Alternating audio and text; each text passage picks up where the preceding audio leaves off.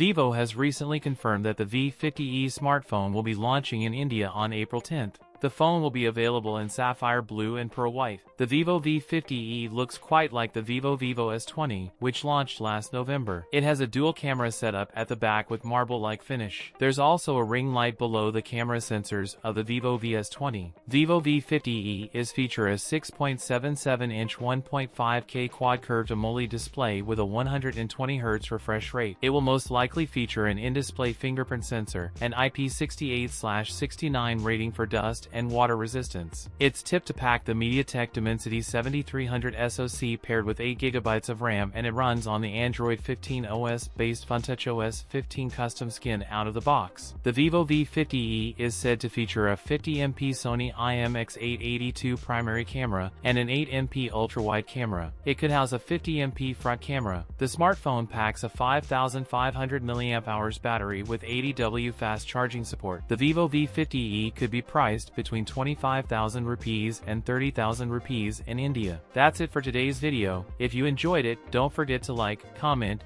and subscribe for more content. Thanks for watching, and I'll see you in the next one.